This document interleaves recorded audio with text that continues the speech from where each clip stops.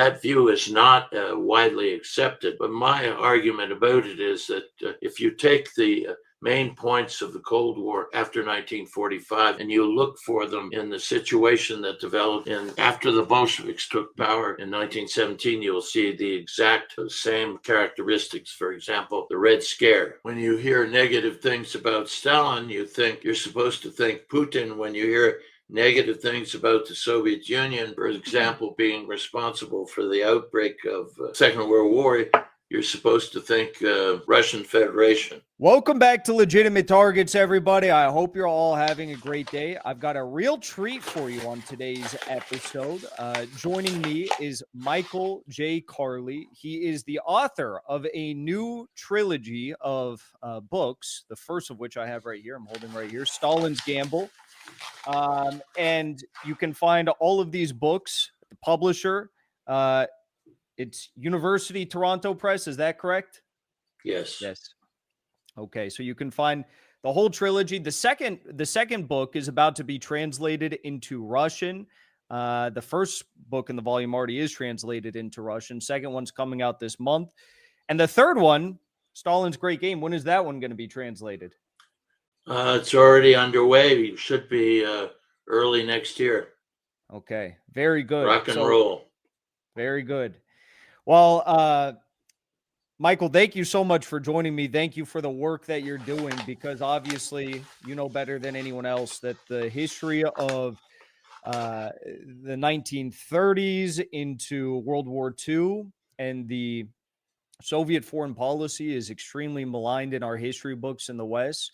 It's misreported, misconstrued, all on purpose, of course.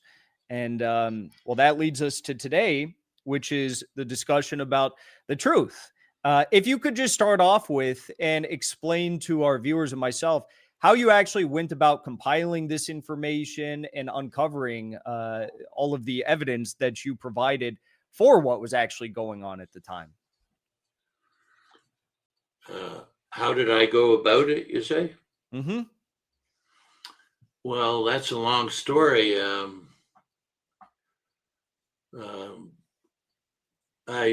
I wrote my doctoral thesis on the French intervention in Russian Civil War, and I spent about 2.5 years in Paris in the 1970s working in the French archives. It was just the time when the archives were opening for the period 1918 and 1929, and it's always exciting for a historian to be one of the first to see new sets of archives that are opening. And I became what is called a rat des archives, an archives rat in English. Not very flattering, but in French it's not a negative. It doesn't have negative connotations.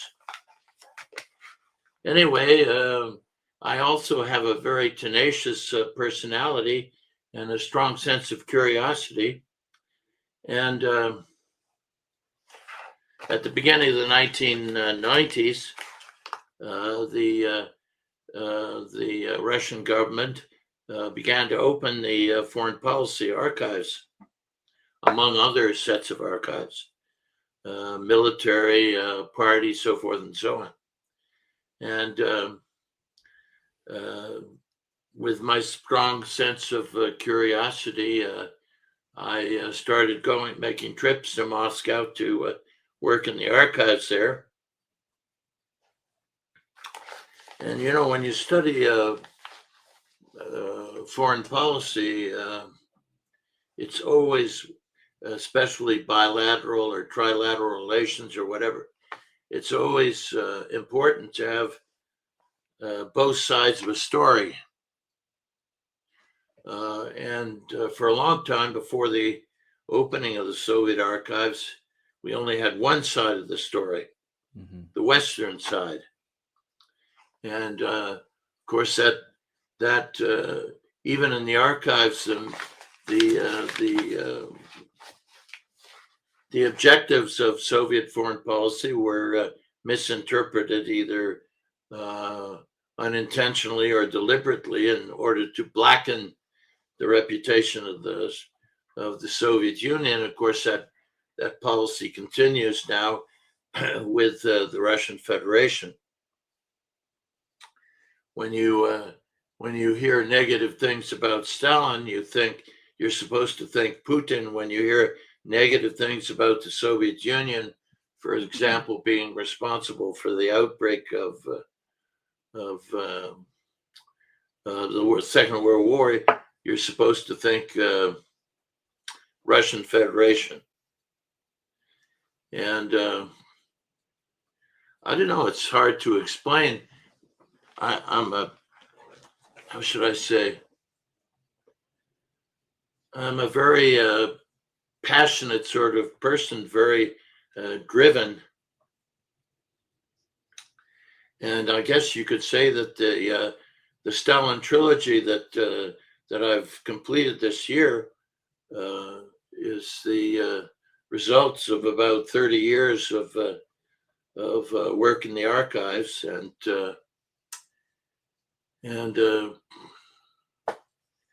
my mother, of course, was a very bourgeois, middle class woman, and she used to ridicule me for spending so much time on this topic, and I've been ridiculed by colleagues for spending so much time on it as well, and of course been accused of being pro-Putin, pro-Russian. That is true, of course, up to a point, and I don't know what else to say. It's the trilogy is a work of passion, of obstinance, of determination, of just desire to get to the bottom of the story of what actually happened. Mm-hmm. Well, I will congratulate you on completing the trilogy. I will not demean or deride anyone seeking the truth and arriving at that point, which is what you've done. I've listened also to, I haven't finished the second and third books in the trilogy. I intend to do so soon, but I've listened to some of your conversations on the entire trilogy, and well, I think we'll get into it. The main feature that you've exposed is that the British, the French, the United States refused to work with the Soviets before World War II broke out, before Molotov-Ribbentrop, in securing a mutual assistance and security pacts with the Soviet Union. But you've brought up, I think, a very interesting and true point in that this didn't start in the 1930s. This started during the Western intervention in the conflict to help the whites against the early Bolshevik governments. Can you start off there and explain, what exactly took place? Because no real history books in American high schools even talks about this war and how even the U.S. participated in it. The foreign intervention, you mean? Yes. Well, Jeff Rich and I discussed this quite a bit on his podcast. My view is that the Cold War didn't start after 1945. It started after 1917, after the Bolsheviks took power in Russia in November of 1917. And I've often been, that view is not widely accepted. But my argument about it is that if you take the main points of the Cold War after 1945 and you look for them in the situation that developed in after the Bolsheviks took power in 1917, you'll see the exact same characteristics. For example, the Red Scare. The Red Scare started in the West in 1918. the policy of containment, which is a very important characteristic of the Red Scare after 1945, began in 1919, and the French had an important role in launching it. It was called the cordon sanitaire. If you look at the iconography of anti-communism after 1945, and you compare that iconography to the iconography that anti-communist iconography that developed after 1917, you'll see a remarkable resemblance between the two sets of representations of the Western view of the Soviet Union. But the foreign intervention, which developed after the Bolshevik seizure of power, was an attempt by the Western powers, the United States, France,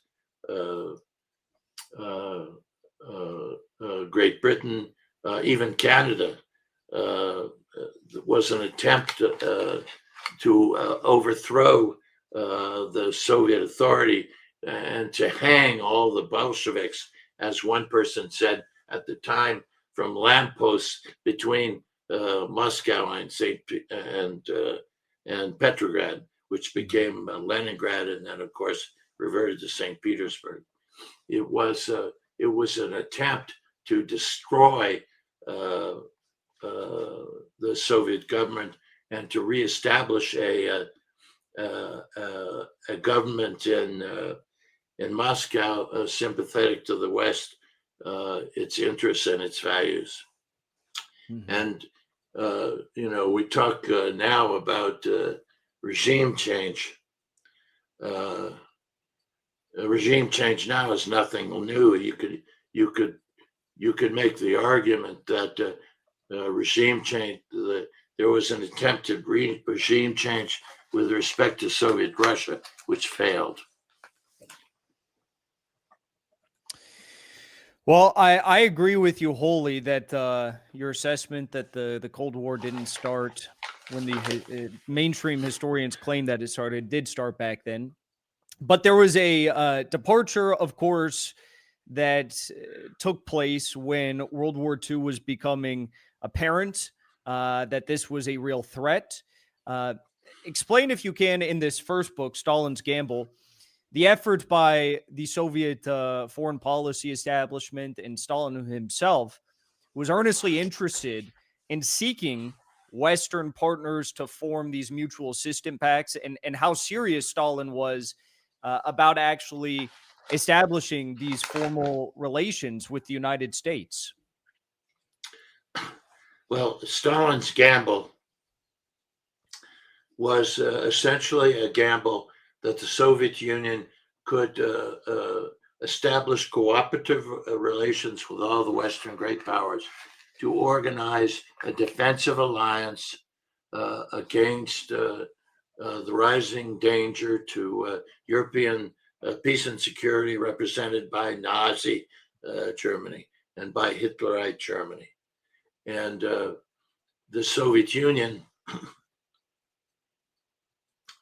was the first government, in effect, that recognized almost at once the Nazi threat to European peace and security, and motivated by that recognition of danger, sought to reestablish, in effect, the Entente Cordiale,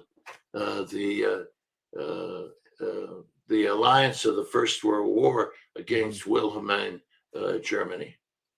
And so, one by one, the Soviet government attempted to work with the French, with the British, with the Americans, with the Italians too. The Soviet government was not pursuing an anti-fascist policy. It was pursuing an anti-German, anti-Nazi policy, and it was prepared to welcome fascist Italy, Mussolini's Italy, into this broad coalition intended to contain the danger of Nazi Germany, or to destroy Nazi Germany in war if containment failed. And so the story of the volume 1 of the trilogy is the story of the attempts by the Soviet Union to establish cooperative relations with the various Western powers, and of the failure of that policy by the middle of essentially by the middle of 1936, the actual date I put it as is in August of 1936. The Soviet policy had failed, and the Soviet Union found itself largely isolated diplomatically in the run-up to the outbreak of war in Europe in 1939. Mm-hmm. What was the thinking behind the Soviet foreign affairs at the time? You brought up Italy. What was their thinking behind that? And can we say it was a parallel with what we saw in their thinking towards the Molotov-Ribbentrop Pact, in that the fascists are not and never will be our friends or true allies or anything like that, but maybe we can, I don't know, muddy the waters, create division, stoke infighting, these sorts of things, or just buy ourselves time? The principle of Soviet policy during the 6 years from 1933 to 1939 was a basic principle that we all can recognize, which is the enemy of my enemy is my ally. And in France, they put it in a different way. French politicians referred to the alliance between Francois Ier and Suleiman the Magnificent, who was the Sultan of the Ottoman Empire in the 16th century, against the common enemy, which was the Habsburg enemy, common foe. And the argument was that if the Catholic French king could make an alliance with the Muslim Sultan, Turkish Sultan, then bourgeois France could make an alliance with the Soviet Bolshevik against a common foe, which was Hitlerite Germany. Mm-hmm. That was the basic principle. Mm-hmm. And how did the Spanish Civil War change things?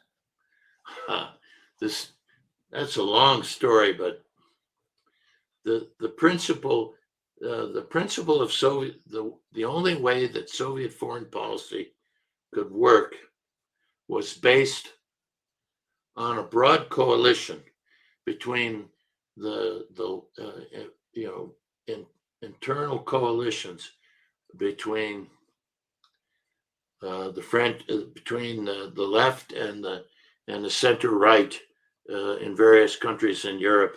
And in the First World War, it was called the Union Sacrée, which meant a political truce between left and right to face a common foe, which at the time was Imperial Germany. And it was the same principle that was implied in Soviet efforts to establish this new anti-German alliance, defensive alliance. But it could not work in a environment where political polarization took place between right and left. And that is when you look at the Spanish Civil War, which began in July 1936, it was that represented the culmination of political polarization between right and left in Europe, and the destruction of any hope that a union sacrée, a new one, could be established in Europe, initiated by the Soviet Union to protect peace and security in Europe against the rising menace of Nazi Germany. Mm-hmm. So, in your books, you document the fact that there were repeated attempts, diplomatic attempts, even delegations sent from France, from Britain, coming to Moscow, if I'm not mistaken, to try and deal with this issue of whether or not a security pact can be formed with these powers to combat Germany. Why is it that they were so scared to do this? Why was Churchill so scared? You mentioned Churchill refused to even play the Internationale on the radio stations in the UK because it was an affront to, I guess, his capitalist owners. Maybe, I don't know, but is it really as simple as the French, the UK would rather die fighting alone than allow the quote unquote scourge of communism gain any influence in their countries? Well, it reverts back to my point about the beginnings of the Cold War being in 1917, and the intensity of Sovietophobia and the intensity of anti-communism and the fear of the spread of communism in Europe.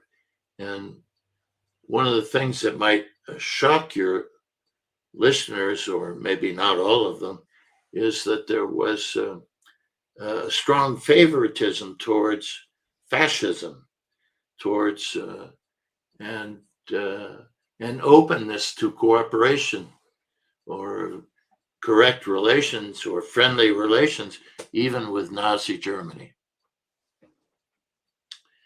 Send Hitler to a new barber to give him a more attractive haircut, send him to a new tailor to get a better suit, dress him up to make him more appealing to a Western audience, and let's cooperate with him. Let's establish cooperative relations, and let's not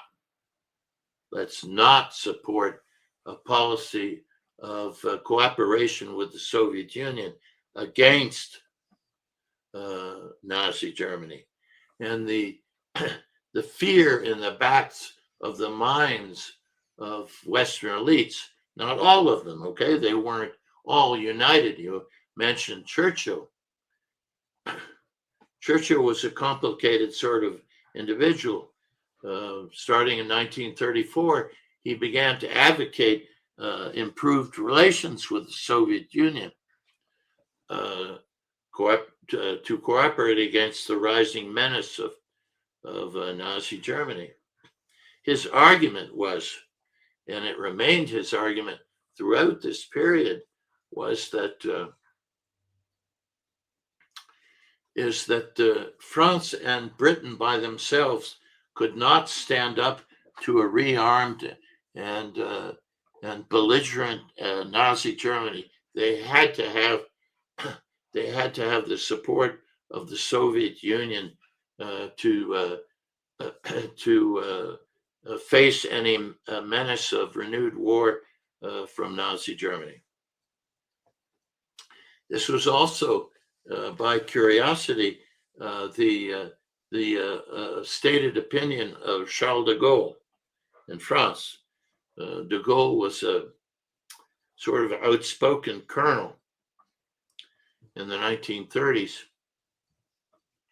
He wrote some books on modernizing French ideas about war, combined operations, use of armor, and so forth and so on, against the German foe. And he wrote a letter to his mother in in December of 1936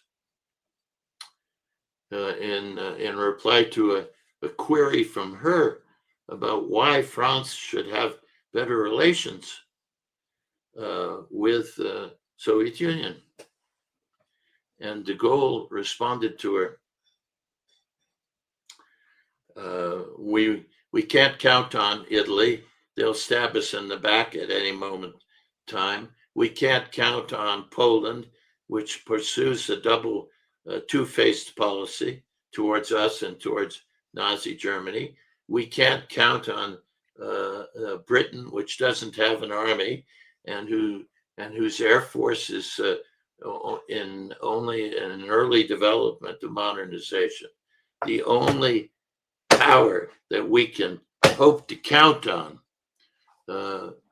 with arms in hand in the event of a new war with Nazi Germany is the Soviet Union, however much we disapprove of their ways of governing.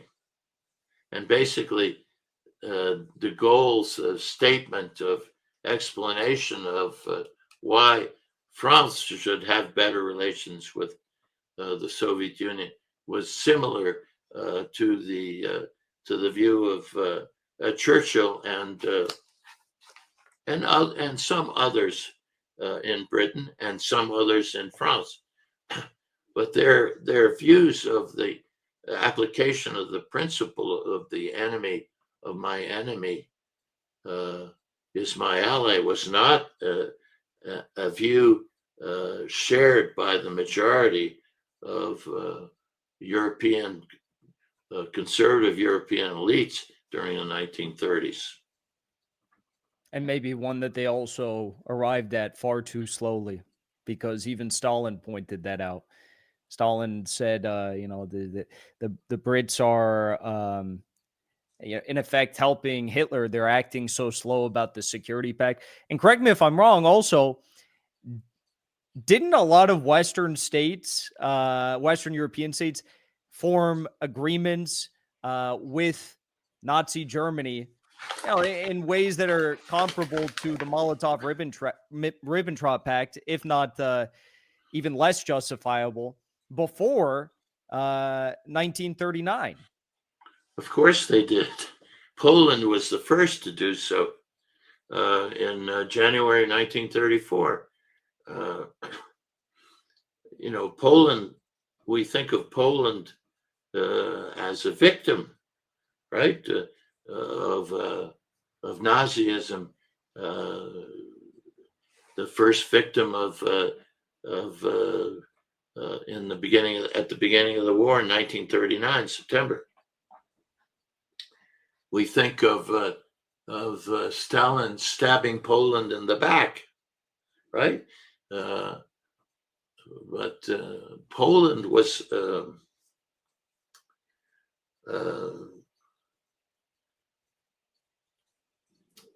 how should I say? Poland was a spoiler, was hostile to the establishment of cooperative relations with the Soviet Union. And throughout the period from 1934 to 1939, right up until August 1939, opposed cooperation with the Soviet Union against Nazi Germany. In 1935, Britain made a naval agreement with Nazi Germany, which in effect repudiated clauses in the Treaty of Versailles signed in 1919. In 1938, the most egregious case of Western cooperation with Nazi Germany was the Munich Accords of September 1938, where the independence of Czechoslovakia was sacrificed in order to save the peace for Britain and France. And critics of that sellout of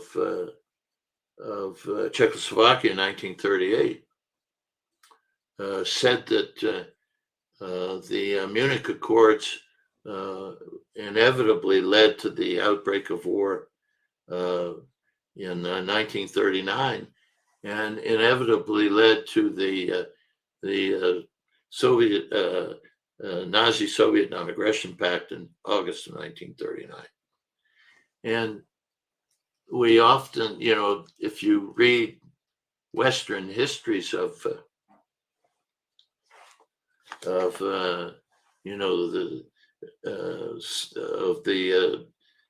the conclusion of the Nazi-Soviet Non-Aggression Pact, it's often Stalin betrayed us. Stalin tried to surprise us. But at the very same time, the British, for example, at the very same time, this was in the spring, summer of 1939, Britain was negotiating with the Nazis to try to come to some agreement with them. And they did this right up until almost to the outbreak of war in September. So I mean, the Soviets had the British in Moscow in July, right? And the French August. French, yeah, that's in August.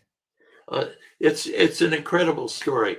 In April of 1939, the Soviet side formally offered a political and military alliance, a tripartite alliance to Paris and London to oppose further aggression by Nazi Germany. This in March of 1939, April of 1939, it was considered war with Germany was considered inevitable. And here we have a formal proposal coming from Moscow offering an alliance, anti-Nazi alliance, to the French and British. And as I said to Jeff Rich when we were talking about that, you would have thought that the French and the British would have grasped, would have seized this offer from the Soviet side with both hands. But it didn't happen. It didn't happen. In fact, the British opposed the Soviet proposals, opposed them, and these first offers from the Soviet side failed. And so there were negotiations that continued in the spring and summer of 39 to nevertheless come to agreement. Weeks before Molotov-Ribbentrop. Yes, and French and British delegations arrived in Moscow without plenipotentiary powers, that is to say, powers to conclude an agreement with the Soviet side. And the formal British instructions had a line that said, "Go very slowly." And the Soviet side was not stupid. They could, they had 6 years of experience with rejections by the Western side to cooperate against the rising danger of Nazi Germany. And here they came to Moscow, and the Soviet side concluded that these guys weren't serious. So what are we going to do? And their only option was to come to terms with Nazi Germany and stay neutral in a war that the Soviet side thought was inevitable and would break out at almost at any moment. And history vindicated them. With the time they bought, they were able to, I guess, prepare for the eventual long war, but victorious war. Well, I they want, sorry, go on. no, well, they began to prepare, but that's a whole nother story about Soviet intelligence, about how Stalin interpreted it or misinterpreted it. Mm-hmm. And it's true that the Soviet side began to prepare for war with this, with Nazi Germany, but they were far from ready in 1941 when war broke out. And the worst of it was that they had Soviet intelligence was outstanding, and it said they're coming, they're going to come at us, they're going to attack us, and Stalin said, "Nah, I don't think so." And so they were caught, and so the Red Army was caught ill prepared, and Yep. I they read that out. in Molotov's memoirs. He talked about that. That's right, and well, Molotov tried to justify it, but There was well, lots of disinformation, right, coming from the British. I presume that's what they feared. well, in my third volume, I offered to readers a large sample of Soviet intelligence, and I say to my readers, decide for yourselves: would you believe the intelligence, or would you perceive it as disinformation? There was some disinformation, but if you look at the Soviet intelligence reports, you can see it, you can recognize it, and even my readers ought to be able to recognize it. And Stalin should have believed his intelligence sources, which came from everywhere in Europe and even from Tokyo, that the Germans are coming, they're getting ready, and they're going to attack. And Stalin said, no, Hitler wouldn't be so stupid as to open a two-front war. But his intelligence indicated that the Germans weren't afraid of Britain. It was too weak. It was too weak, and that they could afford to attack the Soviet Union, because in effect there wouldn't be a two-front war. And I offer to my readers of Volume 3, I say to them, in effect, you decide for yourselves whether Soviet intelligence should have been adhered to and taken seriously, and that Stalin wouldn't believe it. And you know the old saying about intelligence, right? It's only as good as the people who interpret it.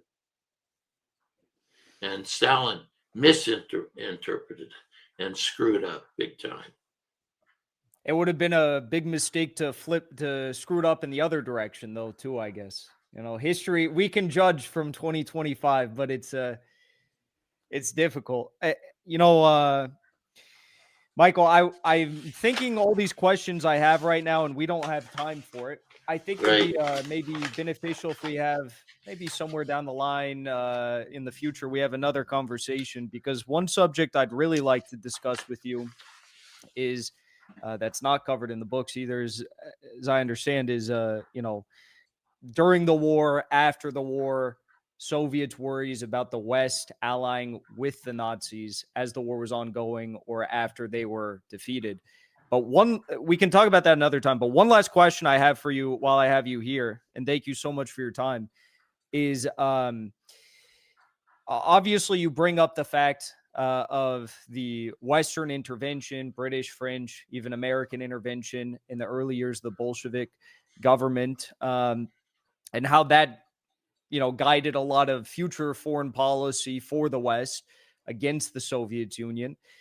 What do you make of the historians who point to either Wall Street or British banksters or the Bush family being a part of the funding operation of what brought Hitler to power.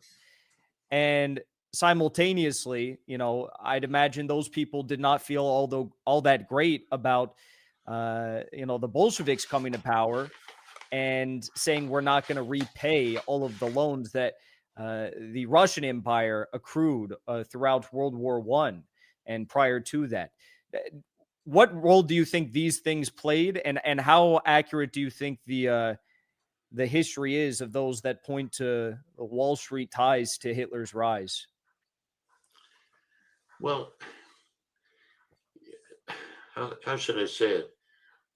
It's a complicated question, but if you take my point that the Cold War began in 1917, and the Western elites, there were exceptions, all right, to the rule, but Western elites hated the Soviet Union, hated communism, saw fascism as an ideology is a Western arose out of the crisis of capitalism in Europe in the interwar years, and so there was open opposition.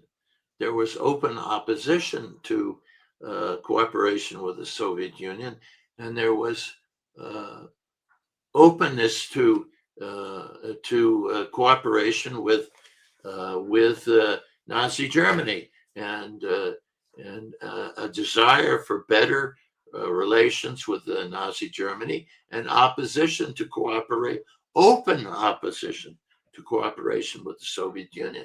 And there were many ways that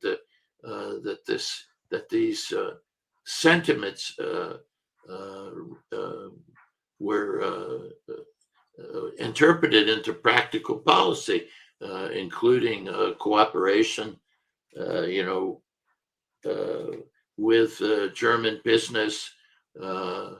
There's thinking of the Dulles brothers in the United States in the 1930s, openness to cooperation with Nazi Germany, the desire for better relations, and intense hatred of communism. And I don't address those issues in detail. For example, the views of the Dulles brothers in the 1930s, but I do in a general way, and I think that, and this will be shocking to people who are not well versed in the history of the origins of the war, that there